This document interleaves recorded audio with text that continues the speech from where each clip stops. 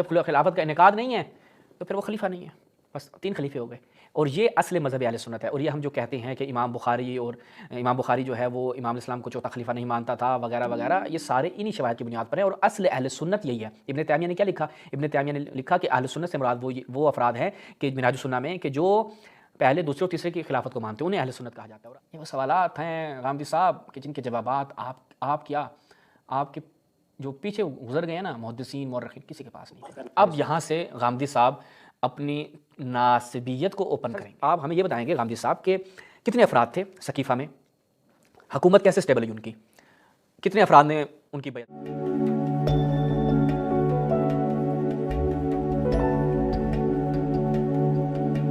اعوذ باللہ من الشیطان الرجیم، بسم اللہ الرحمن الرحیم۔ تمام ناظرین کی خدمت میں السلام علیکم ورحمۃ اللہ۔ ناظرین، جاوید احمد غامدی کے حوالے سے ہم نے گزشتہ کچھ ویڈیوز بنائی تھیں جہاں پر ہم نے یہ ثابت کیا تھا کہ جاوید احمد غامدی میں ناسبیت پائی جاتی ہے، اس کے شواہد بھی پیش کیے تھے اور اس حوالے سے ہم نے نہایت تفصیل سے گفتگو کی تھی۔ اب یہ کوئی الزام نہیں ہے، اس کے اوپر ہم نے ثبوت پیش کیے خود ان کی اپنی ویڈیوز سے کہ کیسے فضائل اہل بیت کے حوالے سے غامدی صاحب کی جو روش ہے وہ ناسبیوں والی روش ہے۔ یعنی اگر طول تاریخ میں دیکھا جائے کہ ناسبی فضائل اہل بیت کے حوالے سے کیسا برتاؤ رکھتے تھے، بالکل وہی برتاؤ آپ کو جاوید احمد غامدی صاحب میں ملے گا۔ اس کے علاوہ ہم نے کچھ اور چیزیں رکھی تھی جاوید احمد غامدی صاحب کے حوالے سے، وہ یہ کہ جاوید احمد غامدی صاحب کی آپ ویب سائٹ پہ جائیں تو یہ اپنے ایک خاص اصول و ضوابط رکھتے ہیں، یعنی علم حدیث کے عنوان سے ہو، تاریخ کے عنوان سے ہو، یا کیا کہتے ہیں جوامع حدیثیہ کے عنوان سے ہو، تو روایات پر اور ہر اعتبار سے جو تاریخی پہلو ہیں ان کو ایک خاص زاویے سے یہ دیکھتے ہیں۔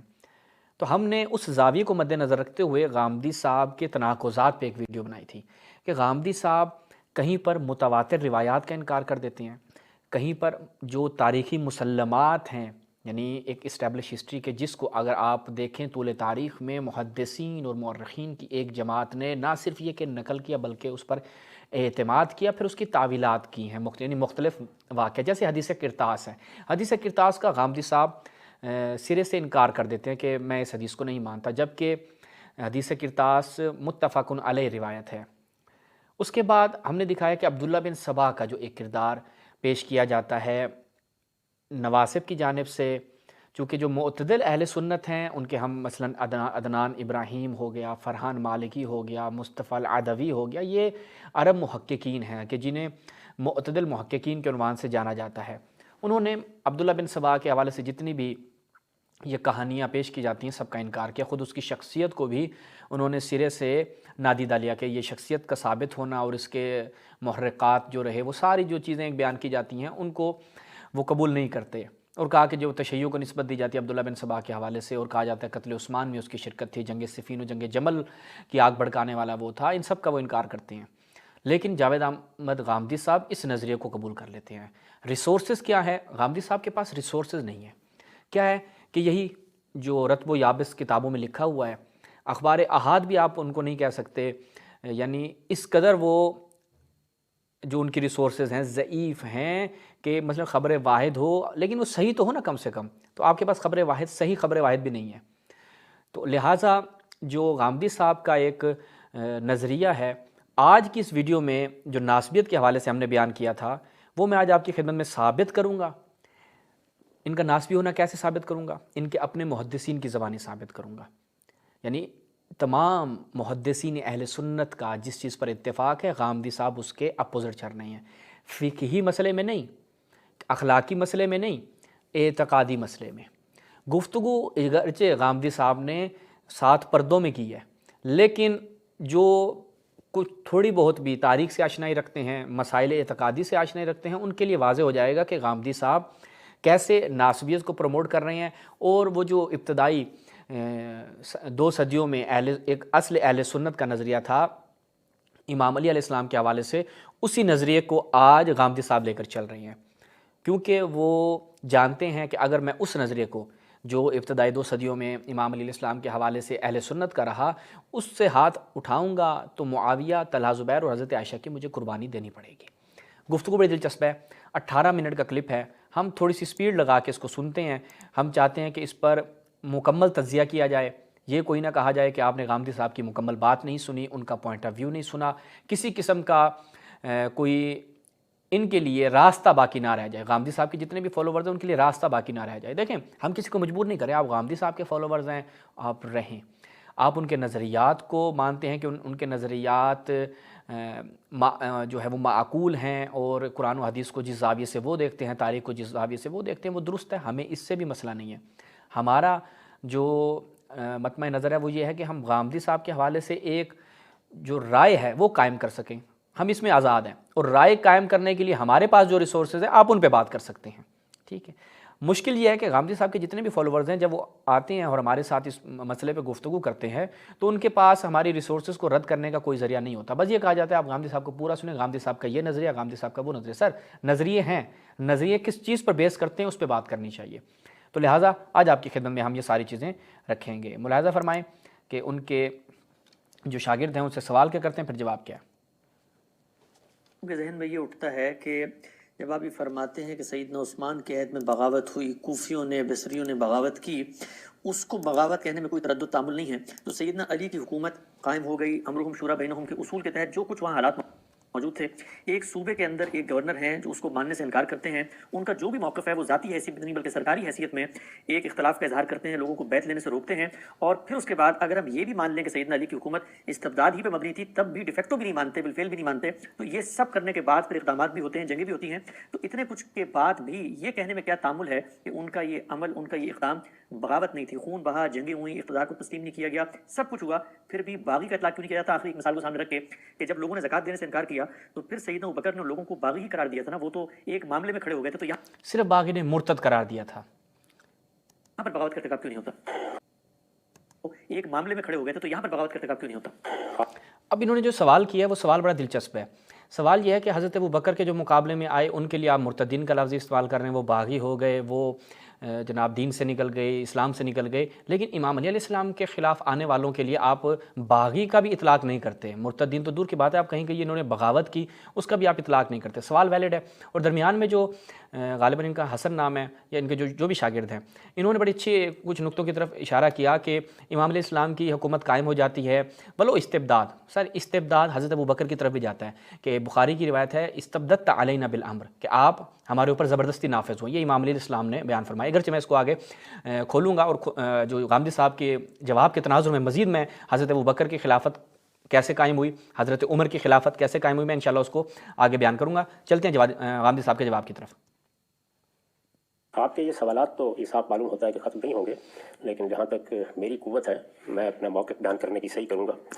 سب سے پہلے یہ سمجھ لیجئے کہ کسی حکومت کے معاملے میں نے بڑی وضاحت سے بتایا ہے کہ جب آپ یہ کہیں گے کہ اس کے خلاف اٹھنے والے بغاوت کا ارتکاب کر رہے ہیں تو خود اس حکومت کے انعقاد کو یا ڈیجورو ہونا چاہیے یا ڈیفیکٹو ہونا چاہیے. سیدنا ابوبکر صدیق رضی اللہ عنہ کی آپ نے مثال دی. میں یہ بتا چکا ہوں کہ اللہ کے آخری پیغمبر نے بنیادی فیصلہ فرمایا، اور وہ فیصلہ یہ تھا کہ اس وقت دو جماعتیں ہیں، ایک انصار کی جماعت ہے، ایک مہاجرین قریش کی جماعت ہے. اس میں مہاجرین قریش کو میرے بعد اقتدار منتقل ہو جائے گا. اس فیصلے کے تحت سقیفہ میں سیدنا عمر نے ان کا نام پیش کیا.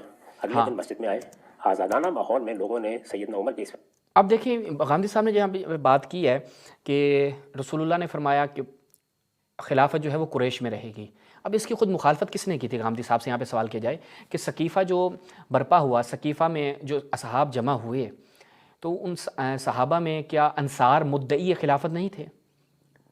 انصار مدعی خلافت تھے. خود انصار میں دو قبیلے اوس و خزرج، اور بعد میں ان کے اندر بھی جو ہے وہ اختلاف وجود میں آیا. سعد بن عبادہ وہ مدعی خلافت تھے، لیکن جب حضرت ابوبکر اور حضرت عمر عبیدہ بن جراح کو خبر ملتی ہے تو یہ کیا ہوتا ہے، یہ پہنچ جاتے ہیں سقیفہ میں، اور وہاں پر پھر یکسر ماحول تبدیل ہو جاتا ہے اور پلڑا ان کا بھاری ہوتا ہے. یہ اپنے استدلال قائم کرتے ہیں کہ رسول نے یہ فرمایا، رسول نے یہ فرمایا. سارے معاملات کے باوجود بھی مکمل طور پر حضرت ابوبکر کی جو خلافت ہے وہ سٹیبل نہیں ہوتی، اور اسی لیے حضرت عمر نے کیا کہا کہ بیعت ابی بکر فلتا. بخاری کی روایت ہے کہ حضرت ابوبکر کی جو بیعت تھی، ایک نہیں کئی مقامات پہ بیان کیا کہ حضرت ابوبکر کی جو بیعت تھی وہ فلتا، ایک ناگہانی امر تھا، یعنی کوئی پری پلان ایک چیز نہیں تھی یا رسول اللہ نے اس کے لیے کوئی زمینہ سازی کی اور راہ ہموار کی، ایسا کچھ نہیں تھا. اور جو آپ لوگ ایک اپنے ذہن میں بنا کے بیٹھے ہیں کہ رسول اللہ نے نماز مصلی پہ کھڑا کر دیا یا وغیرہ وغیرہ جتنے بھی لوازمات خلافت آپ بیان کرتے ہیں، ویسا وہاں پر کوئی ماحول نہیں تھا. حضرت عمر نے کہا کہ اچانک ایک ناگہانی امر تھا اور ہو گیا. اس کے بعد پھر اصحاب کا جو رد عمل نظر آیا وہ بھی جالب ہے, جذاب ہے کہ امیر المؤمنین علی بن ابی طالب اور بنو ہاشم, زبیر, یہ سب مخالفت کرتے ہیں اور ان کی بیعت نہیں کرتے. لہٰذا اس سے یہ چیز پتہ چلتی ہے کہ سقیفہ میں بیان کردہ استدلالات یا سقیفہ میں جو خلافت کا انعقاد ہے وہ مکمل طور پر نہیں ہوا, اور اس سے اصحاب کانے نہیں تھے, اس سے وہ افراد کے جو خیر القرون تھے وہ کانے نہیں تھے. اب دیکھتے ہیں غامدی صاحب اس کو کیسے بیان کرتے ہیں. اس فیصلے کو قبول کیا اور وہ ساری قیادت جو رسالت مآب صلی اللہ علیہ وسلم کی دعوت کے نتیجے میں پیدا ہو گئی تھی, خواہ وہ انصار کی قیادت تھی یا وہ مہاجرین قریش کی قیادت تھی, سب نے ان کے اس انتخاب کو قبول کیا. ایک دو مخالفت کی اگر آوازیں اٹھیں گی تو زیادہ سے زیادہ یہ کہہ سکتے ہیں کہ اکثریت اور بہت بڑی اکثریت بہرحال اس پر پوری طرح متفق تھی, اگرچہ ایک اقلیت کو یا چند لوگوں کو اس سے اختلاف بھی تھا. ہاں جی, اب کہتے ہیں کہ چند لوگوں کا اختلاف تھا. وہ چند لوگ کون تھے؟ وہ بنو ہاشم تھے. کہ حضرت عمر نے بخاری میں روایت موجود ہے کہ حضرت امام علی علیہ السلام نے بنو ہاشم میں زبیر نے ہماری مخالفت کی. یہ امام علی اور حضرت زبیر کون ہیں؟ اگر ہم غامدی صاحب سے پوچھیں, آپ دوسری طرف جب جاتے ہیں امام علیہ السلام کی دفعہ, وہ جب آگے چلیں گے تو ہم دکھائیں گے کہ امام علیہ السلام کی دفعہ کتنے اصحاب ایسے تھے اور ان اصحاب کا سٹیٹس کیا تھا. یعنی ہم نے کچھ چیزیں دیکھنی ہے نا کہ مخالفت ہو رہی ہے, کم ہو رہی ہے, زیادہ. ہمیں اس کی کمیت پہ مسئلہ نہیں ہے, کوانٹیٹی پہ مسئلہ نہیں ہے, اس کی کوالٹی پہ مسئلہ ہے. یعنی وہ جو افراد مخالفت کر رہے ہیں وہ کس درجے کے افراد ہیں, وہ ان کی کیفیت کیا ہے. یعنی وہ جو افراد مخالفت کر رہے ہیں وہ ایک عام نچلے درجے کے افراد ہیں نہیں, وہ جناب زبیر جن کو آپ عشرہ مبشرہ میں سے مانتے ہیں, اور اس کے بعد حضرت علی وہ بھی آپ کے ہاں عشرہ مبشرہ میں سے ہیں, اور حضرت علی کے حوالے سے جو فضائل ہیں احمد بن حنبل کے مطابق اتنے فضائل کسی صحابی کے لیے نقل نہیں ہوئے. اور رسول اللہ کے ساتھ اسلام سے اول اسلام سے لے کر آخر تک جو رسول اللہ کے ساتھ امام علیہ السلام کی صحبت رہی, امام علیہ السلام کا قرب رہا, امام علیہ السلام کی ایک انسیت رہی, وہ کسی اور کو حاصل نہیں ہوئی. تو لہٰذا سنت کو جو نہایت قریب سے اور رسول اللہ کی سیرت کو نہایت قریب سے جس شخصیت کو پہچاننے کو آبزرو کرنے کا موقع ملا وہ امیر المؤمنین ہے. سر وہ جناب علی وہ شخص کیا ہے مخالفت کر رہا ہے, بنو ہاشم مخالفت کر رہے ہیں. تو آپ کہہ رہے ہیں سعد بن عبادہ جیسی شخصیت جو ہے وہ مخالفت کر رہی ہے. اب آپ کہہ رہے ہیں کہ نہیں وہ جو ہے وہ سب کو. سر آپ ہمیں یہ بتائیں گے غامدی صاحب کہ کتنے افراد تھے سقیفہ میں, حکومت کیسے سٹیبل ہوئی ان کی, کتنے افراد نے ان کی بیعت کر لی تھی, اس کے بعد آہستہ آہستہ لوگوں کو جو ہے وہ بیعت کی طرف بلایا گیا, اور یہ معاملہ اس قدر سنگین ہو جاتا ہے. خود یہ تاریخی مسلمات میں سے, یہ ایسے نہیں ہے کہ میں اخبار احاد پہ بات کر رہا ہوں, بلکہ یہ وہ چیز ہے کہ جو اسٹیبلش ہسٹری ہے. مخالفت قطعی اور یقینی ہے, یعنی امام علیہ السلام کی, زبیر کی اور بنو ہاشم کی مخالفت قطعی اور یقینی ہے. اس کے اوپر کثرت سے شواہد فقط بخاری میں پائے جاتے ہیں. حضرت عمر کا دھمکی دینا کہ جنہوں نے ہماری مخالفت کی ہم ان کو قتل کر دیں گے, اور حضرت عمر کا کہنا کہ جب فلاں فلاں قبیلے مدینہ کی گلیوں میں نے دیکھے اور ان کی تعداد کو میں نے دیکھا تو ہمیں یقین ہو گیا کہ اب ہم غلبہ پا جائیں گے. تو یہ ساری چیزیں مد نظر رکھتے ہوئے اس چیز کو تو آپ ببانگ دہل بیان کر سکتے ہیں کہ خلافت, اور حضرت عمر کا جملہ کانت بیعت ابی بکر فلتا, حضرت ابو بکر کی جو بیعت تھی ایک ناگہانی امر تھا. صحیح ہو گیا. تو لہٰذا یہ جو غامدی صاحب کا پہلا حضرت ابو بکر کی خلافت کے انعقاد کا مسئلہ ہے, یہ آپ کس زاویے سے ثابت کر رہے ہیں؟ اجماع حاصل نہیں ہوا, شورا بھی نہیں ہے. کس طرح سے حضرت ابو بکر کی خلافت نافذ ہو رہی ہے یہ آپ نے بالکل اس کو واضح نہیں کیا. آگے چلتے ہیں. یہ دستوری روایت ہے جس کے مطابق ان کا انتخاب ہوا ہے, تو اس وجہ سے اس انتخاب پر تو کوئی انگلی نہیں دھر سکتا. انگلی نہیں دھر سکتا. امام علیہ السلام نے انگلی دھری. سعد بن عبادہ آخر عمر تک, سعد بن عبادہ کو کیا آپ کلین چٹ دیں گے؟ انہوں نے آخر عمر تک حضرت ابوبکر کی بیعت نہیں کی. اس دستوری جو آپ کہہ رہے ہیں روایت ہے, وہ کون سی دستوری روایت ہے؟ غامدی صاحب جو آپ بیان کریں گے وہ دستوری روایت ہوگی, چونکہ ایک کام ہو گیا, آپ نے کہا یہ دستوری روایت بن گئی. کیا اس سے پہلے آپ ہمیں دکھا سکتے ہیں کہ ایک دستوری روایت تھی اس کے مطابق حضرت ابوبکر خلیفہ بنے؟ وہ دستوری روایت کون سی ہے وہ غامدی صاحب بیان نہیں کر سکتے, نہ ان کے پاس ہے. آخری درجے میں وہی دستور جو اسلام نے اصول میں قائم کر دیا, اور وہی دستور کہ جو رسالت مآب صلی اللہ علیہ وسلم کی دعوت کے نتیجے میں ایک روایت بن سکتا تھا, اس کے مطابق قائم ہوئی. ہاں, قرآن نے کہاں پہ قائم کیا؟ اگر قرآن نے, وہ آپ کہہ رہے ہیں کہ امر ہم شورا سے آپ مراد لے رہے ہیں, تو اس کی تفسیر کیا ہے؟ شورا سے مراد کیا ہے کہ کتنے افراد بیٹھ جائیں, اور وہ افراد کس شخصیت کے مالک ہونے چاہیے, اس کی تشخیص کس نے دینی ہے؟ تو لہٰذا وہ جو آپ کہہ رہے ہیں دستور رسول اللہ کی دعوت کے حصے میں, دعوت کے سلسلے میں جو دستور بن گیا, یہ کہاں سے نکالا ہے؟ یہ کون سی اسٹیبلش ہسٹری ہے؟ یہ کون سی تاریخ ہے؟ یہ کون سی احادیث ہیں؟ یہ کون سی محدثین کی روش ہے؟ ہمیں سمجھائیے غامدی صاحب. یعنی ان جملات کی غامدی صاحب کی کوئی علمی بیس نہیں ہے, आगे सुने। ये डिजोरो भी बिल्कुल सही हुकूमत थी और डिफेक्टो कायम हुई इस तरीके से कि उनका एक पूरी अमलदारी की हैसियत से इक़्तिदार तस्लीम कर लिया गया। उसमें अगर किसी ने बगावत का इर्तिकाब किया है तो उसे बागी कहा जाएगा। यानी पहला मरला या पहला मसला ये है कि हुकूमत किस तरह कायम हुई है। इसी तरह एक हुकूमत डिफेक्टो कायम हो गई, यानी वो अमर शूरा बैनहुम के तरीके पर तो कायम नहीं हुई, लेकिन तलवार के जोर पर कायम हो गई। लोगों ने उसको तस्लीम कर लिया, ये ख्याल करके तस्लीम कर लिया कि अब खाना जंगी आगे नहीं बढ़नी चाहिए, तो आप कहेंगे डिफेक्टो कायम हो गई। मैंने मिसाल दी थी कि जिस तरीके से इस वक्त अफगानिस्तान में एक हुकूमत कायम हो गई है, हमारे हमसाए में डिफेक्टो कायम हो गई, अब आप इसके खिलाफ उठते हैं तो इसको भी बगावत कहा जाएगा। ये दोनों बातें तो अपनी जगह बिल्कुल दुरुस्त है। यानी खिलाफत अगर तलवार के ज़ोर पर कायम हो जाए, बड़ा आपने इस नुक्ते की तरफ तवज्जो करनी है कि खिलाफत अगर तलवार के ज़ोर पर कायम हो जाए उसके ख़िलाफ़ भी कोई उठेगा। ये आपने अपने जहन में रखना है, क्योंकि गांधी साहब की आगे की गुफ्तगू हमें इस जुमले को दोबारा से दोहराने पर मजबूर करेगी कि गांधी साहब आपने कुछ देर पहले क्या कहा है। तो लिहाजा इसके खिलाफ भी अगर कोई उठेगा वो भी बगावत कंसीडर होगी। आगे सुने। ये बात कि बगावत ये जायज़ होगी या नाजायज़, ये अलग बहस है, वो आप सवाल करेंगे तो मैं अर्ज़ कर दूंगा, लेकिन बगावत का इतलाक किया जाएगा। हुकूमत डिजोरो है तब तो बदल जाए खत्म किया जाएगा, और डिफेक्टो भी है तो किया जा सकता है। तो सैयदना अली रज़ी अल्लाह अन्हु की हुकूमत की क्या ये नौयत थी? मैं ये पूछने की जसारत करूंगा कि क्या फिलवाक़ी किसी दस्तूरी रिवायत के तहत ये हुकूमत कायम हुई थी? हम भी ये पूछने की जसारत करेंगे क्या किसी दस्तूरी रिवायत के मुताबिक हज़रत अबू बकर की खिलाफत कायम हुई? वो दस्तूरी रिवायत क्या थी, उसके अरकान क्या थे, उसके लवाजिमात क्या थे, उसके जवानबात क्या थे, भी आप हमें बताएंगे ना, या आप बताने के पाबंद हैं। तो आप पहले हज़रत अबू बकर की खिलाफत की उस दस्तूरी रिवायत को साबित कीजिए, फिर कहिए वो कायम हो गई। यानी ये जुमला दस्तूरी रिवायत के ज़रिए कायम हुई, ये कोई वैल्यू नहीं रखता, ये कोई इल्मी हैसियत नहीं रखता। मेरे अजीज़, एक है सैयदना अली रज़ी अल्लाह अन्हु की शख्सियत, वो शख्सियत तो बहुत अब यहाँ से गामदी साहब अपनी नासबियत को ओपन करेंगे, ठीक है, नासबियत को ओपन करेंगे और बतलाएंगे कि देखें एक हज़रत अली की शख्सियत है, एक उनका अमल है। यानी क्या मतलब है? जिस अमल से खुद इमाम अली इस्लाम भी तो शामिल है ना, वो खलीफा जो बने हैं, आया वो अपनी खिलाफत पर राज़ी हैं या नहीं है, तो उनका अमल भी शामिल है। तो इन दोनों चीज़ों का आपने मद्देनज़र रखना है। निहायत मैं तमाम नाजरीन से, बिलखुसूस गामदी साहब के फॉलोअर से यहाँ पर दिक्कत का खा हूँ कि आपने देखना है कि गामदी साहब किस तरीके से तरीक़ा वारदात अपना यहाँ पर बयान कर रहे हैं। मामूली शख्सियत है, वो रसूलुल्लाह सल्लल्लाहु अलैहि वसल्लम के सहाबी हैं, नौजवानों में मुमताज़ तरीन लोगों में से हैं। रसूलुल्लाह सल्लल्लाहु अलैहि वसल्लम का गैर मामूली एतमाद उनको हासिल रहा है। उन्होंने हर तरह के हालात में अल्लाह के आखिरी पैगंबर का साथ दिया है, और यही नहीं बल्कि आपके साथ एक नहायत महबूब रिश्ता भी उनका कायम था। फिर ये कि उनकी जहानत, उनकी फतानत, जिस तरीके से वो मशवरे देते रहे, जिस तरह से कार्य हुकूमत में भी बाज़ औक़ात उन्होंने बहुत मुफीद मुआवनत की, ये सब अपनी जगह एक मुसल्लमा चीज़ है। अगर अहलियत ज़ेर बहस है तो फिर तो दो राय नहीं हो सकती। यानी जिस वक्त उनको इक़्तिदार मिला, उस वक्त के जितने हालात हमारे इल्म में हैं, अगर कोई आदमी हमसे ये पूछे कि क्या उस वक्त वो इसकी अहलियत रखते थे कि उनके सर पर यह ताज रखा जाए, तो बगैर तरद्दुद के जवाब दिया जाएगा कि यकीनन ये अहलियत रखते थे। हाँ जी, अब ये भी नुक्ता आपने तवज्जो करनी है कि गामदी साहब के नज़दीक इमाम अली अलैहिस्सलाम उस वक्त के हालात के मुताबिक, जब हज़रत उस्मान का कत्ल हो जाता है, तो अगर कोई शख्सियत अहलियत रखती थी, वो कौन थी? अमीरुल मोमिनीन की ज़ात थी। लेकिन इस अहलियत की मुखालफत आज गामदी साहब को ये चीज़ समझ में आ गई कि अहलियत ये शख्सियत रखती है, लेकिन जो अफराद खिलाफ निकल रहे हैं वो क्या इस चीज़ को गामदी साहब की तरह देखते थे? क्या वो इमाम अली इस्लाम को अहल समझते थे? क्या वो उनकी अहलियत के कायल थे कि ये खलीफा बरहक हैं और इस मनसब पर बैठने के सबसे ज़्यादा अहल ये हैं?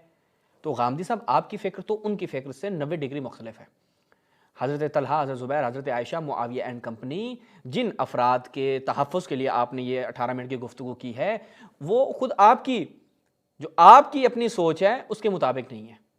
ये इंशाअल्लाह आपको देखें, जब आप एक ऐसा नज़रिया कायम करेंगे कि जिसका कोई सर पाँव ना हो, कि जिसकी कोई बेस ना हो, फ़कत और फ़कत आप एक तअस्सुबाना जहन बनाकर कुछ शख्सियात को तहफ़्फ़ुज़ देना चाहें, तो आपकी अपनी गुफ्तगू में तनाकुज़ात और तज़ादात आपको जो है वो देखने को मिलेंगे। सुने आगे।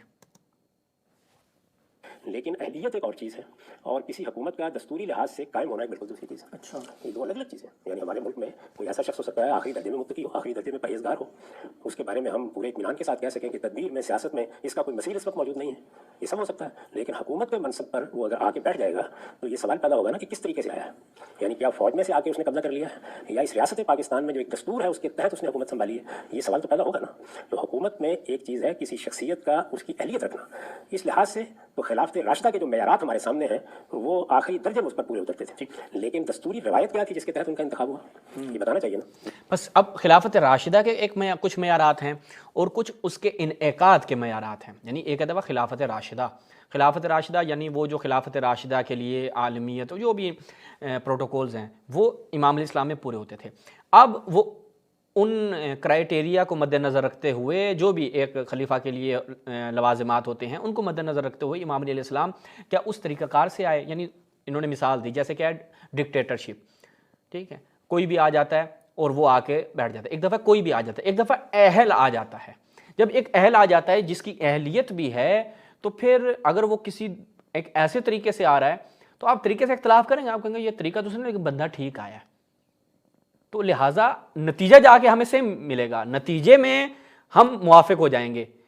آپ بھی مان رہے ہیں اہلیت رکھتے تھے، دوسری پارٹی بھی مان رہی ہے اہلیت رکھتے تھے، لیکن جو پارٹی اس کو لے کے آنے والی ہے اس کا طریقہ کار درست نہیں تھا، لیکن نتیجہ دونوں کا سیم تھا۔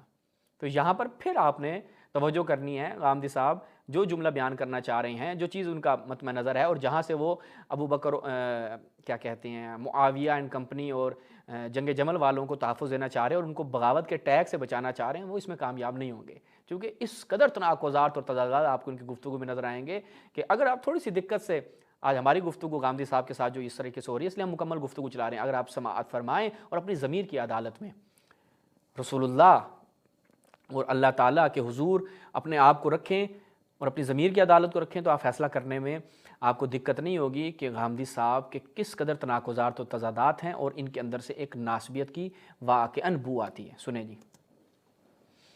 دو چیزیں آپ کہہ سکتے ہیں، ایک یہ کہ رسول اللہ صلی اللہ علیہ وسلم نے اپنے بعد جو فیصلہ کیا تھا ایک قضیے کا فیصلہ، اور وہ یہ کہ انصار اور مہاجرین قریش میں سے قریش کو اقتدار منتقل ہو جائے گا، تو آپ اسی چیز کو مان لیں کہ یہ فرمان ان کے زمانے میں بھی مؤثر تھا، یعنی ابھی قریش کی وہ حیثیت موجود تھی یا قائم تھی، مسلمانوں کی پوری جمعیت میں وہی اکثریت رکھتے تھے، یہ مان لیں، تو پھر یہ سوال پیدا ہوگا کیا قریش کے تمام لیڈر جمع کیے گئے، کیا ان کو دعوت بھیجی گئی، کیا وہ آئے؟ یہ بات تو بالکل بدیہات میں سے ہے کہ اس وقت مدینہ قریش کی قیادت کا مرکز نہیں رہا تھا۔ مدینہ اس وقت قریش کی قیادت کا مرکز نہیں تھا۔ ہم غامدی صاحب سے یہاں پہ ایک سوال کرنے کی جسارت کریں گے کہ مدینہ اس وقت حضرت عثمان کی خلافت کا مرکز تھا یا نہیں تھا؟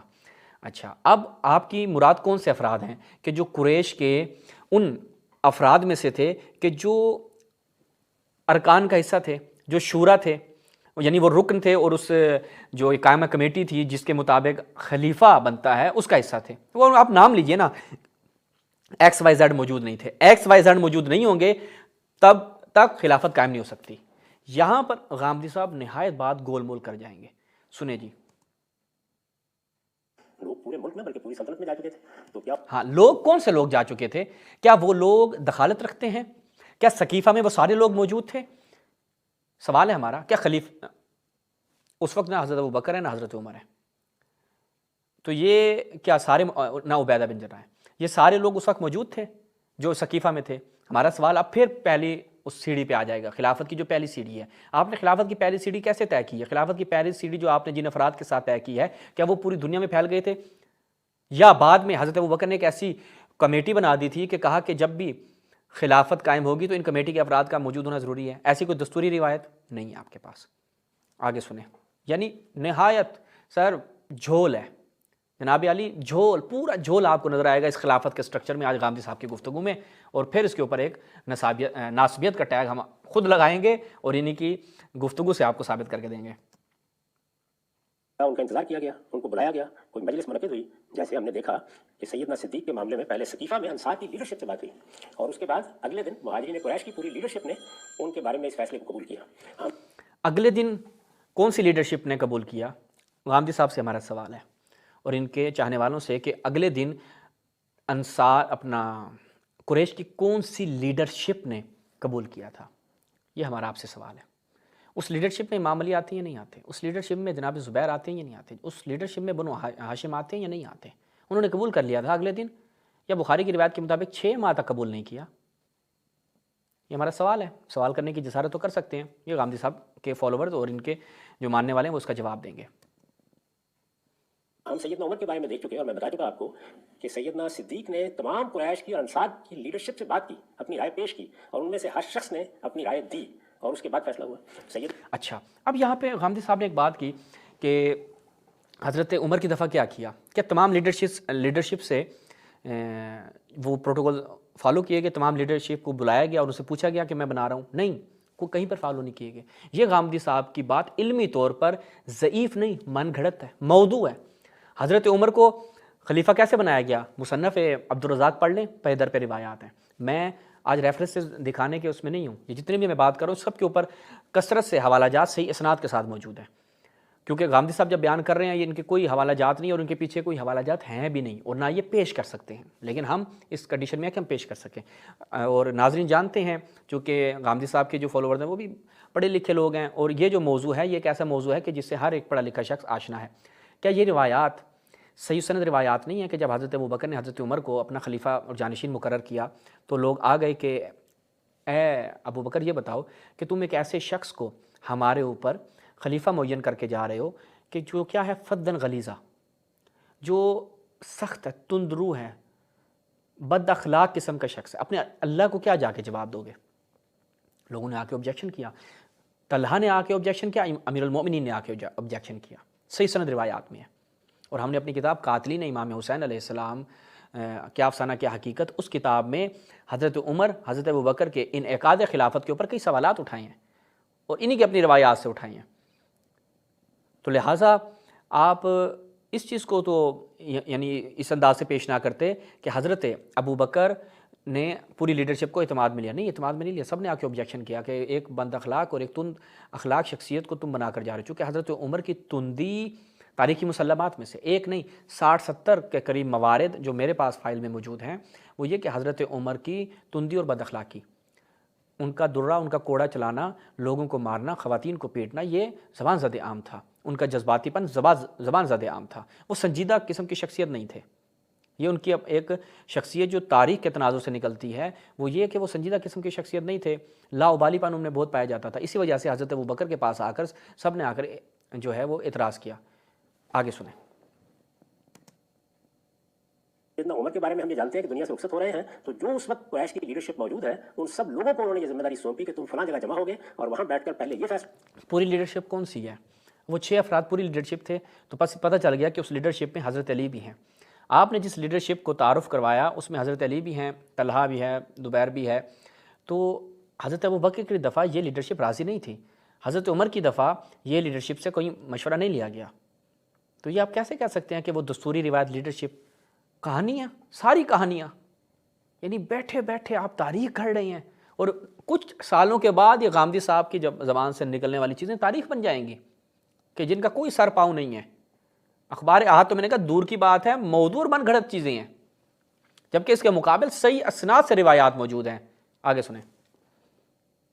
فیصلہ کرو گے یا تمہارے اندر سے کسی پہ اعتماد ہو سکتا ہے تمہارا، اور پھر لوگوں سے رائے لو گے اس معاملے میں۔ تو اس اصول کی پیروی کی گئی۔ تو دستوری روایت اگر آپ یہ مانتے ہیں کہ سیدنا علی کے زمانے تک بھی، یعنی دوسرے لفظوں میں کہیے کہ عثمان رضی اللہ عنہ کی شہادت کے موقع کے اوپر بھی قریش کی حیثیت قائم تھی، یہ مانا جا سکتا ہے۔ تو اگر آپ یہ مانتے ہیں تو پھر سوال یہ پیدا ہوگا کہ قریش کے وہ لیڈر کون تھے جمع ہوئے، وہ کہاں سے بلائے گئے؟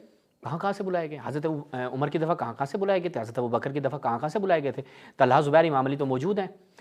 اب جو شورا کے افراد لیڈرشپ آپ پیش کر رہے ہیں وہ افراد تو موجود ہیں، ان میں سے کون کون مرا ہے؟ وہ افراد تو موجود ہیں، جو مر گئے ہیں وہ اس دنیا سے چلے گئے، اور جو موجود ہیں ان کو آپ لیڈرشپ سے آپ اس وقت نکال رہے ہیں۔ یعنی یہ تناقض ہے یا نہیں ہے؟ یہ تضاد ہے یا نہیں ہے؟ کیا ان کا انتظار کیا گیا؟ وہ سب کیا آئے پھر ان سب نے یہ فیصلہ کیا؟ ہاں، تو یہ وہاں پہ نہیں ہے۔ حضرت عمر کی دفعہ بھی نہیں ہے، حضرت عثمان کی دفعہ بھی نہیں ہے، حضرت ابوبکر کی دفعہ بھی نہیں ہے۔ وہ بلکہ صحیح سند روایت مصنف کی کیا موجود ہے کہ حضرت ابوبکر بیماری کے عالم میں ہے، حضرت عثمان کو کہا کہ لکھو، تو وہ اپنے خلیفہ کا تعین کر رہے ہوتے ہیں، تو حضرت عثمان جو ہیں وہ حضرت ابوبکر کے عمر کا نام لینے سے پہلے بے ہوش ہو جاتے ہیں، لیکن حضرت عثمان اپنی طرف سے عمر کا نام لکھ دیتے ہیں۔ تو جب ہوش میں آتے ہیں تو پوچھا تم نے کیا لکھا؟ کہ میں نے عمر لکھا۔ تو پوچھا کہ اچھا عمر لکھا ہے، اگر تم اپنا بھی لکھ دیتے تو ٹھیک تھا۔ یہ کون سی لیڈرشپ بیٹھی ہے؟ کون سی قریش کی لیڈرشپ بیٹھی تھی اور کہاں سے آئے تھے؟ اور حضرت علی کے زمانے میں وہ لیڈرشپ کے بندے کون تھے اور وہ کہاں موجود تھے؟ کیا معاویہ کی طرف آپ کا اشارہ ہے؟ لیکن اب عائشہ وہ اس وقت مدینہ میں موجود نہیں تھی، وہ پھر پہلے کہاں پہ موجود تھیں؟ معاویہ پہلے کہاں موجود تھا؟ وہ کیسے قریش کی لیڈرشپ کا بندہ بن گیا؟ یعنی وہ اس کو کیسے قریش کی لیڈرشپ حاصل ہو گئی معاویہ کو؟ کیا کہیں گے آپ اس کے بارے میں؟ ये सवाल। ठीक, दूसरी सूरत कबूल कर लें। दूसरी सूरत ये है कि कुरैश क्या, अब तो एक पूरी सल्तनत में लाखों लोग मुसलमान हो चुके थे, तो फिर ज़ाहिर है कि ये मसला सामने आएगा जिसकी मैं बड़ी तौज़ीह कर चुका कि उनके नुमाइंदगान कहाँ थे। हाँ, अब ये तो कुरैश के लीडरशिप का मसला था। फिर आ गया कि लाखों लोग मुसलमान हो गए थे, तो तमाम मुसलमान जितने भी मुसलमान थे उनकी लीडरशिप, तो ये लीडरशिप का मसला चल रहा है। तो हमें यह बताएं कि ये खिलाफत का कौन सा रास्ता है, ये खिलाफत का कौन सा रास्ता है और किसकी दफ़ा पूरा उतरा। हत्ता बाद में भी ये जो आप बयान कर रहे हैं, मैं आगे चल के बयान करता हूँ। मैंने कहा ना कि एक एक करके आप किसी जगह पे भी नहीं टिक पाएंगे, और किसी जगह पर भी ये मयारात जो आप फिक्स करते जा रहे हैं, हत्ता कि अबू बकर से भी हाथ उठाना पड़ेगा, उमर से भी, उस्मान से भी, मुआविया से भी आपको हाथ उठाना पड़ेगा, किसी जगह पूरा नहीं कर सकेंगे। आगे सुने। फिर तो ये होना चाहिए था ना कि अगर इतनी बड़ी सल्तनत में लोग मौजूद हैं तो उन सबके नुमाइंदों को बनाया जाए। तो अगर आप पूरी सल्तनत के मुसलमानों का कोई ऐवान नुमाइंदगान रखते हैं तो वो ये हक रखता था कि वो इंतखाब करें। और अगर कुरैशी तक महदूद समझते हैं, और मैं थोड़ी देर के लिए मान लेता हूँ कि जो रवायत चली आ रही थी चलिए उसी के मुताबिक इंतखाब करना है, तो फिर कुरैश की लीडरशिप को होना चाहिए था। एक ये बात। दूसरे ये कि कुरैश की सारी लीडरशिप आ गई तो बुला ली गई, तो आपको ये बताना पड़ेगा कि क्या आज़ादाना फिजा में उनको राय देने का हक था। हाँ, अब दूसरा मरला क्या है। गांधी साहब ने कहा चले मैं कुछ देर के लिए मान लेता हूँ कुरैश की सारी लीडरशिप थी, क्या उनको आज़ादाना राय देने का हक था। गांधी साहब थोड़ी देर पीछे चले जाएं तो आपने कहा कि दो तरीक़ों से खिलाफत कायम हो जाती है, अगर तलवार के ज़ोर पर यानी डिक्टेटरशिप के उसमें भी आ जाए तो उसके ख़िलाफ़ भी निकलने वाले बागी होंगे। तो अहले सुन्नत जो मुसल्लमा खिलाफत के कवायद हैं कि खिलाफत कैसे मुनक़िद होती है, उसमें एक चीज़ क्या है, गलबा, कुदरत के ज़रिए अगर कोई आ जाए तो आज़ादाना राय का यहाँ पर कोई सवाल ही पैदा नहीं होता जनाब। आगे सुने। ये बात तो मुसल्लमात में से है कि उस वक्त मदीने पर बागियों का कब्जा था, वो सैयदना उस्मान को शहीद कर चुके थे। ये बात भी मुसल्लमात में से है, इसमें किसी खबर वाहिद को पेश करने की जरूरत नहीं है कि सैयदना अली के दाएं बाएं खड़े होकर उन्हीं लोगों ने सबसे पहले ये तहरीक की है कि उनकी बैत की जाए। सफ़ीर ऑर्गेनाइजेशन बेदित। और ये बात भी बिल्कुल मुसल्लमात में से है कि जो दो आखिरी लोग थे, सैयदना तलहा और सैयदना ज़ुबैर, दोनों ने इस बात की गवाही दी कि हमसे ये बैत जबरन तलवारों के तहत ली गई है। हाँ, तलवारों के तहत ली। मैंने शुरू में कहा था ना कि गांधी साहब की बात नोट करनी है, तलवारों के तहत ली गई, और पीछे कहा कि तलवारों के तहत अगर जबरन और कहर गलबा से भी बैत ली जाए तो वो बैत नाफिज हो जाती है और वो हुकूमत नाफिज हो जाती है। तो अभी आप कैसे कह रहे हैं, ये एक ही वीडियो में 10 मिनट में आपकी बातों में इस कदर तजादात है। उसके बाद एक और नुक्ता, यहाँ पर एक सवाल इमाम अलैहिस्सलाम और तमाम सहाबा की शख्सियत पर आएगा कि बागी इमाम अलैहिस्सलाम के आसपास थे, यानी गांधी साहब ये कहना चाह रहे हैं कि उन बागियों ने क्या किया, उन बागियों ने मदीने पे कब्ज़ा करके हज़रत अली को खलीफा मुअय्यन कर दिया। अब यहाँ से यूँ गुफ्तगू होगी, बस इमाम अलैहिस्सलाम की इमामत कैसे स्टेबल हो रही है, बागियों की वजह से। उन बागियों ने आकर इमाम अलैहिस्सलाम को खलीफा मुअय्यन कर दिया, और आज तक जो अहले सुन्नत के यहाँ इमाम अली अलैहिस्सलाम खिलाफत राशिदा की छतरी के नीचे चौथे खलीफा हैं। और वो जो आप कहते हैं कि रसूल ने फरमाया मेरे बाद खिलाफत 30 साल रहेगी, उसके बाद फ़लाँ फ़लाँ हो जाएगा, तो वो रसूलुल्लाह ने फिर बागियों के हवाले से भी पेशनगोई की थी, क्योंकि इमाम अलैहिस्सलाम की खिलाफत तो ऐसे ही मुनक़िद हुई है। तो वो जितने भी मुहद्दिसीन आप दूसरी सदी से लेकर यानी आप कह रहे हैं तीसरी सदी के निस्फ से लेकर अब तक जितने भी मुहद्दिसीन उन्होंने अपनी किताबों में इस चीज़ को बयान किया। मसलन मैं फ़कत चंद अफराद के नाम आपकी खिदमत बयान कर देता हूँ कि ये वो अफराद हैं कि जिन्होंने क्या किया, हज़रत इमाम अली अलैहिस्सलाम को खलीफा राशिद के उन्वान से, मसलन अहमद इब्न हम्बल, अबुल हसन अशअरी, इब्न हिब्बान, इब्न जरीर, आजूरी, बैहकी, साबूनी, अबू दुर्आ, इब्न अबी हातिम, अबू अहमद अल हाकिम अल कबीर, अत्तहावी, इब्न कुदामा, शाह वलीउल्लाह, इब्न उसैमैन, इब्न मुफ्ती बिन बाज, और ये मैंने बड़े बड़े नाम लिए हैं, वरना एक लंबी फहरिस्त है। ये सारे जो आपके उसूली और इत्क़ादी मुहद्दिसीन हैं, उसूली हज़रात हैं या मुहद्दिसीन हैं, उन सब ने इमाम अलैहिस्सलाम की खिलाफत को कबूल किया। लेकिन वो खिलाफत कैसे कायम हुई, बागियों की वजह से। तो जब अगर वो कायम होगी और खलीफा राशिद कबूल कर लिया आपके तमाम मुहद्दिसीन ने इमाम अलैहिस्सलाम को, फिर तो किसी को हक नहीं है ना, फिर जो भी निकलेगा तो वो तो बागी होगा, फिर आप कैसे इनको बचा सकते हैं। आगे सुने। और उसके बाद ये आप जानते हैं कि वो जंग जमल में शहीद हुए, और उम्मुल मोमिनीन सैयदा आयशा उसी मुतालबे को लेकर निकली हैं जो मुतालबा बाद में मुआविया रज़ी अल्लाह अन्हु ने इख्तियार किया। अच्छा, वो कैसे उनसे मुतालबा कर सकते हैं। मेरा सवाल यहाँ पे गांधी साहब से ये है कि मुतालबा हाकिम से किया जाता है। अगर आप उनको हाकिम नहीं मानते, दो चीज़ें हैं, अगर वो कहते हैं कि हम आपको हाकिम नहीं मानते, हम हुकूमत कायम करेंगे, वो पूरी शूरा आएगी, ये मुतालबा था, आप हमें दिखा सकते हैं गांधी साहब। भाई जमल क्यों हो रही है? आप कह रहे हैं किसास उस्मान के लिए। किसास उस्मान का मुतालबा तो तब किया जाए ना जब आप उनको हाकिम मानते हो। आप तो उनको हाकिम ही नहीं मानते। जब उनको हाकिम नहीं मानते इमाम इस्लाम को, उनकी खिलाफत उस दस्तूर के मुताबिक नहीं हुई, उस शूरा के मुताबिक नहीं हुई, उन लीडरशिप के मुताबिक नहीं हुई जो आपने सो कोड एक बनाए हुए हैं, तो फिर उनका मुतालबा करना नहीं बनता ना। फिर वो किस मुंह से मुतालबा कर रहे हैं? आपका पहला कदम ये होना चाहिए था कि आप ये कहें कि हज़रत आयशा, तलहा, ज़ुबैर ये सारे अफराद निकले। इन्होंने कहा कि नहीं, चूँकि बागियों ने इमाम अलैहिस्सलाम की इमामत को स्टेबल किया है, और ये जो एक दस्तूर था जो गामदी साहब को मालूम है, असहाब को ज़माने में मालूम नहीं था, तो उस दस्तूर के मुताबिक खिलाफत कायम होनी चाहिए थी। आज आपको अहले सुन्नत खिलाफत समझ में आ जाएगी नाजरीन कि किस कदर झोल का शिकार है। बेचारे परेशान हैं, क्या करें? चूँकि मालूम है कि इमाम अली अलैहिस्सलाम के ख़िलाफ़ इनकी बरजस्ता शख्सियात निकल आई हैं, इनकी मुक़द्दसात निकल आई हैं, इनकी वो शख्सियत निकल आई है बख्तर बंद ऊँट में कि जिनको ये उम्मुल मोमिनीन का टाइटल देकर आज तक इस कदर मुक़द्दस मानते आए हैं, तो उनको अब बागी कहेंगे? How is possible? ये तो मुश्किल हो जाएगी। आगे सुने। तो हम सबसे पहले ये देखेंगे हमारे साथ मसला क्या है। मसला ये है कि हम जब सैयदना अली की शख्सियत को देखते हैं, सहाबा में उनके दर्जे को देखते हैं, उनके पस मंज़र और माजी को देखते हैं, उनकी खिदमत को देखते हैं, उनकी शख्सियत में जो महासिन अल्लाह ताला ने वदियत फरमाए तो उनको देखते हैं, तो इस दस्तूरी सवाल से कतई नज़र कर लेते हैं।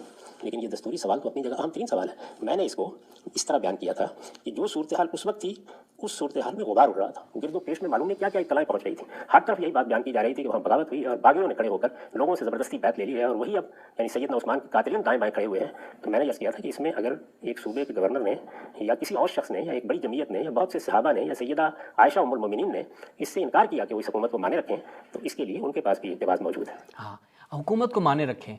अब यहाँ पे मुतालबा आप दिखाएं हमें कि उन्होंने कहा कि हम अली की हुकूमत को नहीं मानते, हम अपनी हुकूमत बनाएंगे।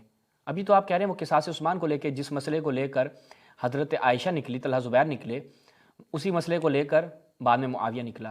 तो अब अपने मुतालबात वाज़े करें ना। मुतालबात ये थे कि हुकूमत सही कायम नहीं हुई, अली अहलियत नहीं रखता। अभी खुद आपने कहा कि इमाम अलैहिस्सलाम अहलियत रखते थे, खुद ही आपने पीछे बयान किया। जब आप इस चीज़ को मान रहे हैं कि इमाम अलैहिस्सलाम अहलियत रखते थे, हज़रत आयशा नहीं मानती थी इस चीज़ को, हज़रत तलहा ज़ुबैर और मुआविया नहीं मानते थे, फिर अच्छा ये बताइए गामदी साहब, फिर आपसे हमारा एक और सवाल, जंग जमल में हज़रत ज़ुबैर पीछे क्यों हो गए? वो अपने मुतालबे से पीछे क्यों हुए? क्या हुआ था ऐसा? बतलाइए। इसका जवाब आपके ऊपर उधार है, आपके जो शागिर्द बैठे उनके ऊपर उधार है, चूँकि नहायत अच्छे उसलूब से आप लोग गुफ्तगू करने के आदी हैं, और कभी मौका मिला हमें आपके साथ गुफ्तगू करने का तो पूरी तारीख़ आपके साथ डिस्कस करेंगे, फिर देखते हैं कि आप कैसे इन चीज़ों को क्लैरिफाई कर पाते हैं। आगे सुने। ये सवाल हमारा आप जैसे कि ना जसारत, हमने भी जसारत की है कि हज़रत ज़ुबैर पीछे क्यों हो गए थे, और आप हमें दिखाएं कि उन्होंने किसास का नहीं, हुकूमत को जो है ना वो दोबारा से असर नो कायम करने का मुतालबा किया हो कि अली आप जिस तरह से आपने हुकूमत कायम की है, ये वो दस्तूर नहीं है, वो दस्तूरी रिवायत नहीं है, वो कुरैश की जो एक एम्पायर थी और कुरैश के जो बरजस्ता अफराद थे वो इसमें शामिल नहीं हैं, बागियों ने आपको इमाम बनाया है, तो लिहाजा आपकी हुकूमत दुरुस्त नहीं है, हुकूमत अव्वल जो है वो कायम होनी चाहिए, उसके लिए शूरा बैठे। ऐसे मामलात हुए, ऐसी गुफ्तगू हुई गामदी साहब जंग जमल में। फिर वो सहाबा, क्या आप इस चीज़ का इनकार करते हैं कि इमाम अली अलैहिस्सलाम की रकाब में सबसे ज़्यादा सहाबा शामिल थे? बदरी सहाबा और जो जलील क़द्र सहाबा थे इमाम अली अलैहिस्सलाम की रकाब में थे, क्या वो सारे भी बागी थे? अगर आप कहना चाहते हैं कि इमाम अली अलैहिस्सलाम की रकाब में सारे बागी थे, हमें कोई इतराज़ नहीं है, क्योंकि सहाबा शामिल थे। उन सहाबा पे बागी का टाइटल आप लगा रहे हैं, हमें कोई मुश्किल नहीं, आप लगाएं। आप बोलें वो बागी थे जो इमाम अलैहिस्सलाम की, क्योंकि आपने अभी बयान किया कि उनके अतराफ़ में ऐसे अफराद मौजूद थे कि जिन्होंने बगावत की थी, और वही लोग वहाँ पर खड़े हो गए और बैत ले ली तलवार के ज़ोर पर। और ख़ुद आप मान चुके हैं कि तलवार के ज़ोर पर बैत हो जाती है, कुदरत के ज़रिए अगर कोई आए तो वो हो जाता है, और उसके ख़िलाफ़ निकलना बगावत कहलाता है। फिर आप एकदम से आगे चल के मुकर गए, और फिर हज़रत तलहा ज़ुबैर, आप कहते हैं कि तलवार के ज़ोर पर उनसे बैत ली गई, फिर हज़रत ज़ुबैर पीछे क्यों हटे? ये आपने जवाब देना है। और हज़रत तलहा को कत्ल किसने किया था? चलें हज़रत आगे चलकर आप एक यू टर्न लगाएंगे, या मैं यूँ कहूँ कि एक चोर रास्ता निकालेंगे मुआविया को बचाने का, लेकिन यहाँ पे ये बताएं कि हज़रत तलहा को क्या इब्न अब्दुल बर ने, इब्न हजर अस्कलानी, तमाम उलमाए सैर व तारीख़ ने इस बात को तस्लीम नहीं किया कि जनाब तलहा को मारने वाला मरवान था? तो मरवान किसकी रकाब में था? हज़रत आयशा की। तलहा किसकी रकाब में थी? हज़रत आयशा की। तो ये क्यों मार रहे हैं उसको? तो बस पता चला कि, और वो हज़रत तलहा को जनाब उस्मान का कातिल समझते थे, और ये तारीख़ी तौर पर साबित है, इस पर किसी किस्म के दो राय नहीं है, आप इससे कहीं इधर उधर नहीं जा सकते। یہ وہ سوالات ہیں غامدی صاحب کہ جن کے جوابات آپ کیا آپ کے جو پیچھے گزر گئے ہیں نا محدثین مورخین کسی کے پاس نہیں تھے. آگے سنیں. پہلے تو یہ بنیادی بات سمجھ لیجیے کہ کسی شخصیت کی اہلیت ایک الگ چیز ہے اور اس کے بارے میں دستوری قاعدے پورے ہوئے ہیں, دستوری روایت کے مطابق انتخاب ہوا ہے. اگر آزادانہ ماحول میں قریش کی لیڈرشپ نے, میں ابھی پوری سلطنت کے نمائندگان کی بات نہیں کرتا, اگر قریش کی لیڈرشپ نے بھی آزادانہ ماحول میں انتخاب کیا ہے اور اس سے ان کی حکومت قائم ہوئی ہے اور وہاں کوئی ہنگامی صورتحال نہیں, کوئی غبار نہیں اڑ رہا ہے, کوئی باغی وہاں قبضہ نہیں کیے ہوئے ہیں, کوئی ایسی صورتحال نہیں ہے, مطلب بالکل صاف ہے, تو میں بغیر کسی تردد کے ایک ہی جملہ آپ بولیں گے تو یہ کہوں گا کہ معاویہ رضی اللہ عنہ نے بغاوت کی. جبکہ ابھی تھوڑی دیر پہلے غامدی صاحب آپ نے 2 طریقے بیان کیے, اس میں سے دوسرا طریقہ جو ہے اگر آپ کی بات مان لی جائے تلوار کے زور پر, کیا امام علی علیہ السلام نے کہیں پر یہ بیان کیا کہ میں اس حکومت سے راضی نہیں ہوں, چونکہ غامدی صاحب راضی نہیں ہیں میں بھی راضی نہیں ہوں, یہ تلوار کے زور پر بیعت لی جا رہی ہے, طلحہ زبیر سے تلوار کے زور پر بیعت لی جا رہی ہے. اور امام علیہ السلام جنگ جمل میں تلوار چلا رہے ہیں, وہ تلوار بھی وہ تلوار کے زور پہ چلا رہے تھے, یعنی تلوار ان کو تلوار کے زور پر ہی چلوائی جا رہی تھی ان سے کہ امام علیہ السلام تلوار چلا رہے ہیں. اور یہ 20,000 کے قریب جو افراد مرے ہیں جو دونوں طرف سے قتل ہوئے ہیں, یہ کیسے قتل ہو گئے؟ کہ ان باغیوں نے قتل کیا تھے یا امام علیہ السلام بھی اس میں شامل تھے, امام حسن بھی اس میں شامل تھے, جناب حنفیہ بھی اس میں شامل تھے, اور صحابہ کی خاص تعداد اس میں شامل تھی, سب وہ تلوار کے زور پر بلیک میل ہو گئے تھے ان باغیوں کے ہاتھوں اور انہوں نے یہ قتل و غارت کی. تو ان لوگوں نے کیا سٹینڈ لیا پیش کریں, یہ وہ سوالات ہیں جو ہمارا حق بنتا ہے آپ سے پوچھیں. آگے سن لیں.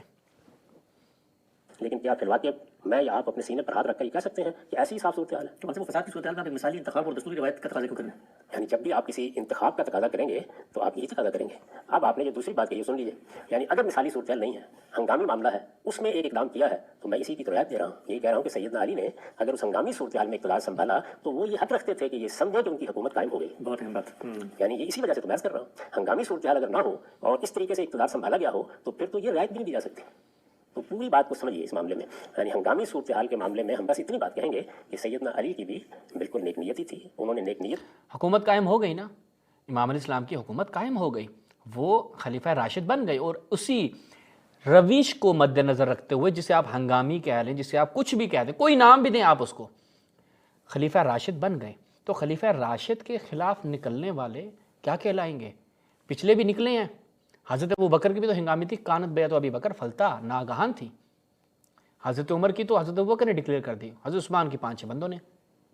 تو وہ آپ اس کو کسی کا نام دستوری روایت کا نام دیتے ہیں, امام علیہ السلام کی دفعہ دستوری روایت نہیں ہے, وہ ایک ہنگامی صورتحال بن جاتی ہے. جالب تعجب ہے. کے ساتھ ذمہ داری سنبھالی, یہ خیال کر کے ذمہ داری سنبھالی. اور میں تو یہ کہتا ہوں کہ اگر یہ خیال بھی ان کا رہا ہو کہ اس وقت مجھ سے زیادہ کون ہے آدمی, لوگوں نے اگر پیشکش کی میں اقتدار سنبھالتا ہوں اور میں نظم و نسق قائم کرتا ہوں اور میں آہستہ آہستہ یہ کوشش کرتا ہوں کہ جس خلفشار میں ہم مبتلا ہو گئے اسے نکالیں, تو نیک نیتی کے ساتھ یہ رائے قائم کی جا سکتی ہے. اور اگر مخالفین نے جو اٹھے اور انہوں نے مطالبہ کیا کہ ہم تو قصاص چاہتے ہیں, تو معذرت. ابھی آپ قصاص کی بات کر رہے ہیں, کبھی آپ حکومت کی بات کر رہے ہوتے ہیں, اس حکومت کو ہم نہیں مانتے. غامدی صاحب مسئلہ کیا ہے؟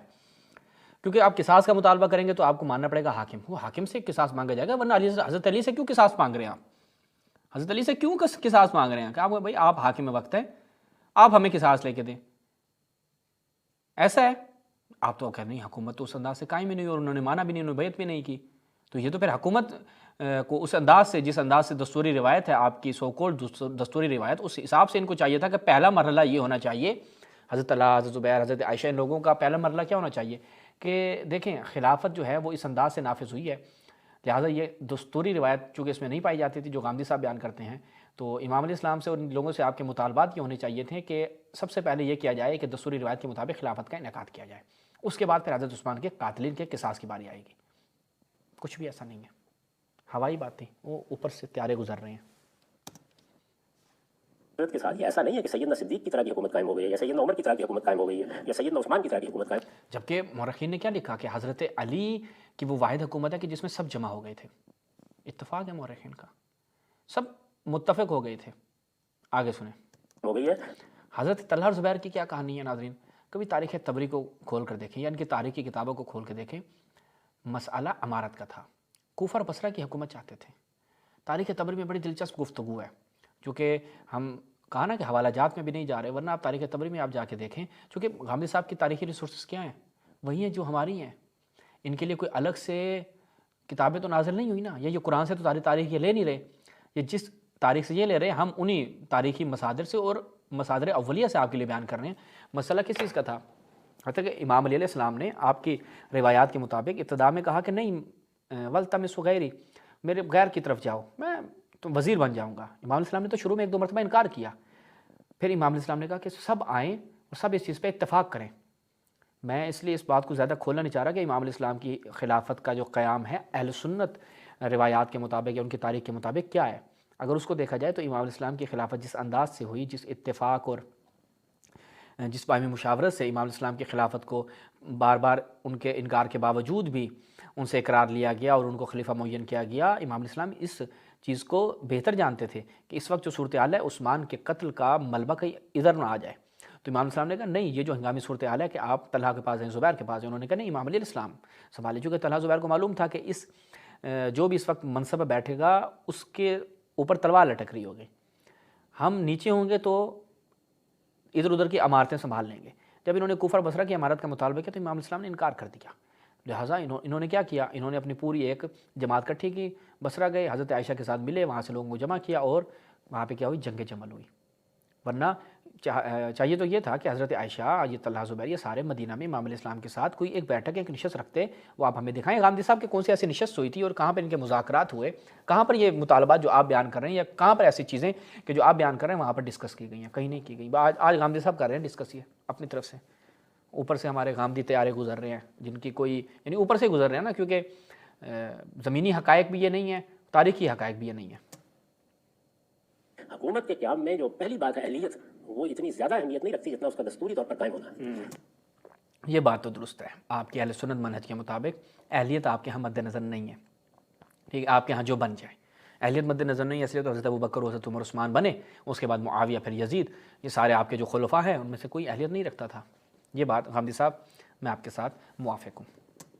उसका इनकाद हुआ है या नहीं सही मानी में, तो इनकाद की मैंने अर्ज़ किया कि हाँ, इनकाद हुआ है, सही माना तो खैर नहीं कह सकते, क्योंकि आपके बाद जितने भी ये खुलफा हैं वो सही मानों में आपके मनहज और आपके मशरब में, ये सही मानों में इनकी खिलाफत कायम नहीं हुई। सूरतें एक मशरू सूरत है, मैं उसकी वज़ाहत कर चुका कि अमर हम शुरा बैनहुम के उसूल पर होगी।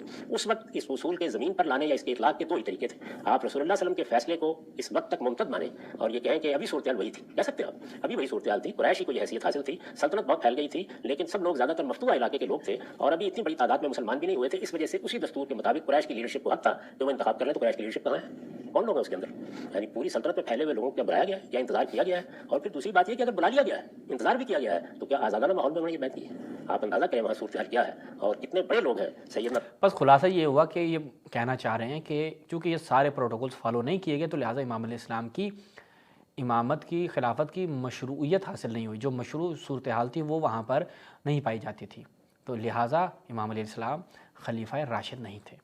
अहलियत रखना वो कहते शख्सियत हैं, अहलियत थी, सब कुछ थी, लेकिन वो जो दस्तूरी रिवायत है वो वहाँ पर मौजूद नहीं थी। जो गामदी साहब ने दस्तूरी रिवायत बनाई है वो वहाँ पर मौजूद नहीं थी, तो लिहाजा 3 ही खलीफा राशिद बनते हैं, जो कि उनकी दफ़ा दस्तूरी जो कहते हैं, जो कि अहलियत ख़ुद उन्होंने आगे बयान कर दिया ना कि अहलियत इतनी मैटर नहीं करती, अहलियत हो भी सही मुश्किल नहीं है, अहलियत ना भी हो तो मुश्किल नहीं है, दस्तूरी रिवायात मैटर करती हैं। दस्तूरी रिवायत इमाम अलैहिस्सलाम की दफ़ा नहीं थी। माइनस सर आगे सुने। तलहा और सैयदना ज़ुबैर क्या कह रहे हैं इस मामले में, और उम्मुल मोमिनीन सैयदा आयशा का निकलना कोई मामूली बात है आपके ख्याल के मुताबिक? वो भी क्या इक़्तिदार हासिल करने के लिए निकली थी? हाँ, बस यानी उनको भी इक़्तिदार की लालच नहीं थी।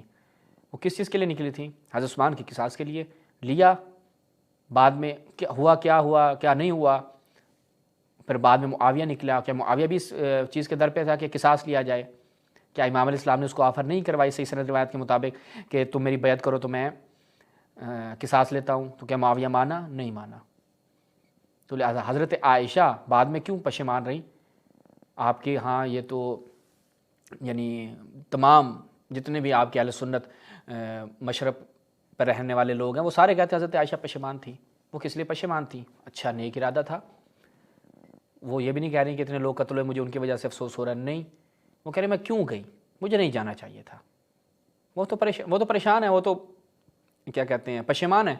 आप उनके निकलने को इतना बढ़ा चढ़ा के पेश कर रहे हैं कि गोया कि उन्होंने बहुत एक नेक काम के लिए निकली थी।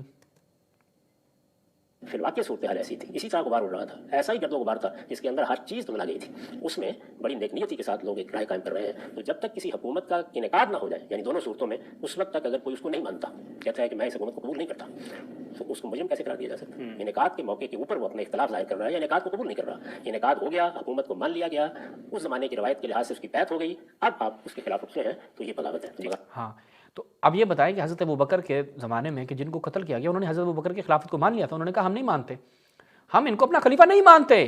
پھر وہ کیسے مرتدین اور کیسے باغی ہو گئے؟ سوال ہے، سوال پوچھنے کی ہم پھر جسارت کرتے ہیں. آپ کہتے ہیں انہوں نے نہیں مانا، فلاں نے نہیں مانا. کہ جناب دو آپ کہیں کہ بھائی آپ لوگوں کو حق حاصل نہیں ہے نا، جیسے انعقاد ہونا ہے، جو دستوری روایت ہے اس میں آپ لوگوں کا عمل دخل نہیں ہے، تو لہٰذا حکومت تو قائم ہو گئی ہے. اب جب قائم ہو گئی اس کے خلاف نکلیں گے تو بغاوت ہے. ادھر آ جائیں امام علیہ السلام کی طرف. امام علیہ السلام کی دفعہ وہ دستوری روایت آپ کہتے ہیں پوری نہیں ہوئی، اس کا مطلب ہے اب دو ہی صورتیں بنیں گی. امام علیہ السلام خلیفہ راشد نہیں تھے، اگر خلیفہ راشد تھے ان کی خلافت قائم ہو گئی تھی تو نکلنا بغاوت ہے. دو ہی صورتحال ہیں. آپ پہلی مان لیں کہ نہیں امام علیہ السلام کو آپ خلیفہ راشد نہیں مانتے، یعنی وہ جو جس پروٹوکول سے امام علیہ السلام خلیفہ بنے ہیں وہ پروٹوکول آپ کے جو آپ کے نزدیک ہے وہ وہاں پر فالو نہیں کیا گیا، تو بس یہاں سے ایک خلیفہ مائنس ہو جائے گا، 3 بچیں گے. یا پھر آپ کہہ لیں کہ جب اگر وہ ہو گئی ٹھیک ہے، جیسے بھی ہو گئی، جیسے کیسے ہو گئی، اب جو نکلے گا وہ باقی ہے. تیسرا تو آپشن نہیں ہے، یہ دو ہی آپشن ہیں. آگے سنیں. بغاوت کا اطلاق ہی نہیں ہوتا سیدنا معاویہ کے اقدام پر یا سیدہ ام المومنین عائشہ کے اقدام پر. بغاوت کا اطلاق بالکل نہیں کیا جا سکتا.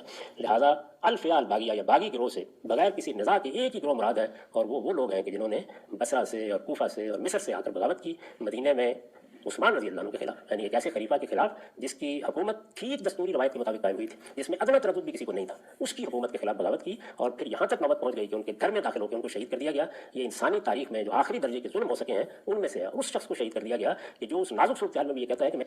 اب فیع باغیہ سے مراد کون سا ہے؟ وہ کہتے ہیں وہ افراد ہیں. فیع باغیہ سے مراد وہ ہے کہ کہا کہ عمار کو فیع باغیہ قتل کرے گا. عمار کہاں پہ قتل ہوئے؟ مدینہ میں تو قتل ہوئے نہیں ہیں. حضرت عثمان کی تو اشارہ کیا نہیں ہے رسول نے کسی مقام پہ، تو آپ اس کو فیع باغیہ کہہ کر وہ اس فیع باغیہ کے جو متواتر روایت ہے حضرت عمار یاسر کے قاتلین کو جو گروہ کو پورے گروہ کو کہا گیا، یہ نہیں کہا کہ عمار کو ایک باغی شخص قتل کرے گا، نہیں، باغی گروہ قتل کرے گا. ایک شخص کی بات نہیں کی گئی، پورے گروہ کی بات کی گئی. اور پھر کیا ہے کہ عمار جنت کی طرف بلائے گا، وہ گروہ عمار کو جہنم کی طرف بلائے گا. تو اس جہنم کی طرف بلانے والے گروہ کا امام کون تھا؟ وہ جو قرآن مجید، آپ قرآن مجید کو چونکہ خود بھی مفسر ہیں، مترجم ہیں، آپ یہ بتائیں کہ قرآن مجید میں ائمہ ہدایت اور ائمہ نار یعنی جو جہنم کی طرف بلانے والے ہیں وہ کون ہیں؟ اور یہاں پر رسول اللہ فرما رہے ہیں کہ عمار ان کو جنت کی طرف بلائے گا، وہ گروہ عمار کو جہنم کی طرف بلائے گا. اب وہ گروہ کس کا تھا؟ کس کی لیڈرشپ میں آیا تھا؟ معاویہ بن ابی سفیان کی. تو معاویہ بن ابی سفیان آپ کہتے ہیں کہ نہیں، اس کو تو کلین چٹ مل جائے گی، وہ تو فیع باغیہ تھا ہی نہیں. فیع باغیہ انڈائریکٹلی کون سا ہو گیا؟ امام علیہ السلام کا. کیسے انڈائریکٹلی کہہ دیا؟ چونکہ شروع میں حامد صاحب نے کہا کہ امام علیہ السلام کی خلافت کو قائم کرنے والے وہ باغی گروہ تھے جو امام علیہ السلام کے اطراف میں موجود تھے. انہوں نے خلافت قائم کی، پھر امام علیہ السلام کے ساتھ ہو گئی، یہ سارے لوگ نکلے، جنگ جمل ہوئی، قصاص عثمان چاہتے تھے، اور وہ وہ جو بغاوت کرنے والے تھے وہ کس کے؟ امام علیہ السلام کے گروہ میں تھے. اس کے بعد پھر جنگ صفین ہوتی ہے، اور باغی گروہ کہاں پہ موجود ہے؟ امام علیہ السلام کی رکاب میں. اور اس باغی گروہ کی لیڈرشپ کس کے پاس ہے؟ امام علیہ السلام کے پاس ہے. امام علیہ السلام 70,000 30,000 1 لاکھ کے قریب بندہ دونوں جنگوں میں قتل بھی ہو جاتا ہے، اور ایک طرف امام النار ہے، ایک طرف امام الجنہ ہے. وہ کون ہے؟ یہ فیصلہ تو کرنا پڑے گا نا، چونکہ حدیث میں رسول نے بھی یہ فیصلہ کیا ہے، رسول نے بیان کیا ہے، اور متواتر روایت ہے. میں پسند نہیں کروں گا کہ اپنی ذات کے لیے میں مدینے میں خون بہاؤں. اس مقام پر کھڑا ہے تو ایسی غیر معمولی شخصیت کے خلاف یہ کام ہوا. یہ لوگ ہیں کہ جو الفیال. ہاں، اب وہاں پہ حضرت عثمان نے صبر کیا، اس کا نتیجہ کیا نکلا؟ اس کا نتیجہ یہ نکلا جنگ جمل صفین 1 لاکھ افراد. کیا رسول اللہ نے ایسی وصیت کی تھی کہ جس کا نتیجہ فتنہ ہو، اور ایسا فتنہ ہو کہ 1 لاکھ افراد قتل ہو جائیں؟ اللہ اعوذ باللہ. اور کہا کہ مدینہ میں قتل و غارت نہیں چاہتا، اور وہاں پر ان کے گھر کو غارت کر دیا جاتا ہے، اور اس کے بعد اتنی ہنگامی صورتحال بن جاتی ہے، سارے معاملات ہو جاتی ہیں. یعنی یہی آپشن بچا تھا آپ کے پاس کہ امام علیہ السلام اور ان دیگر افراد کو آپ فیع باغیہ کا امام بنا دیں، اور پورے گروہ کو فیع باغیہ کا وہ بنا دیں، کہ حضرت عثمان کی فضیلت اس سے ثابت ہو رہی ہے. باغیہ ہے، اور یہی در حقیقت پہ سارے فساد کا باعث بنے ہیں.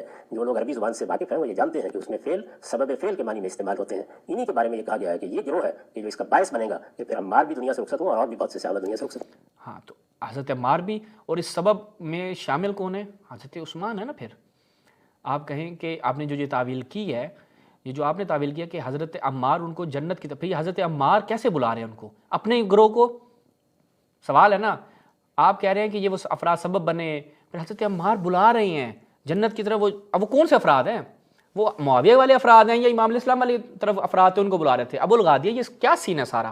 یہ تو ساری تاریخی مسلمات ہیں، اس سے تو آپ انکار نہیں کر سکتے۔ تو پہلے اس بات کو اصول میں سمجھ لیجئے کہ بغاوت کا لفظ کسی فرد یا گروہ کے بارے میں اس وقت بولا جائے گا جب ایک حکومت کا انعقاد آپ ثابت کرتے ہیں۔ ہاں، تو بس یہاں پر چونکہ امام علیہ السلام کی حکومت کا انعقاد ثابت نہیں ہے، نتیجہ آج کی گفتگو کا کہ کیونکہ امام علیہ السلام کی حکومت کا انعقاد ثابت نہیں ہوا، لہٰذا کیا ہوگا جی؟ آپ باغی نہیں کہہ سکتے، جب خلافت کا انعقاد نہیں ہے تو پھر وہ خلیفہ نہیں ہے، بس 3 خلیفے ہو گئے۔